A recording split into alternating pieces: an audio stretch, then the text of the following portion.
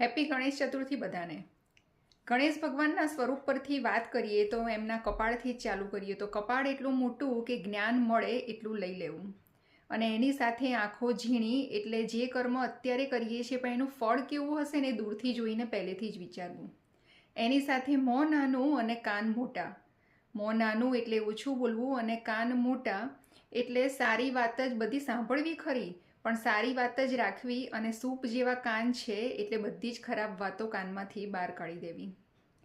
સૂંઢનું વિચારીએ તો બાળકને પણ ઉચકી શકે છે શાંતિથી, અને જરૂર પડે પથ્થરને પણ લાત મારી શકે છે. એની આગળ વિચારીએ તો 4 ભુજા, એટલે એક હાથમાં છે કુહાડી અને એક હાથમાં છે રસ્સી. જે આપણે અત્યારે કર્મ કરીએ છીએ પણ આપણા ખરાબ કર્મો જૂના લઈને સાથે ચાલીએ છીએ, તો એટલા સારા કર્મો કરવાના, સારા વિચારો સાથે આગળ વધવાનું કે એ કુહાડી વડે આપણા જૂના કર્મો કાપતા જઈએ. બધું જ જ્ઞાન લઈ લઈએ પછી વાત આવે છે કે આપણે કેવું જીવન જીવવું છે, આપણા જીવનના કેવા નિયમો રાખવા છે, એ મર્યાદા રાખવાની, અને એ મર્યાદા નક્કી કરીને એને રસ્તી બાંધી દેવાની. ચોથો હાથ આશીર્વાદ આપતા શીખવાડે છે કે કોઈની સાથેથી લેવા કરતાં આપવાની આપણી ઈચ્છા રાખવી. અને પછી મોદક હાથમાં બતાવે છે આ બધો જ ભક્તિનો માર્ગ, અને સારા કર્મે આગળ વધવું, એ પછી મહેનતનું સરસ ફળ મળે છે.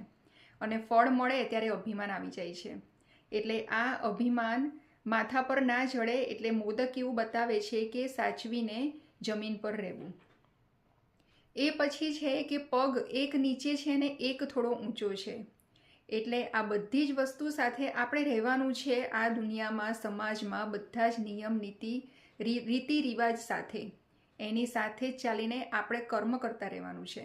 પણ એક બીજો પગ સહેજ ઊંચો છે એ એવું બતાવે છે કે આ બધાની સાથે એક ડિટેચમેન્ટ રાખીને આપણું કર્મ કરવાનું છે. એટલે જો ગણપતિ ભગવાનના સ્વરૂપ પરથી આપણે ઘણું બધું શીખી શકીએ છીએ.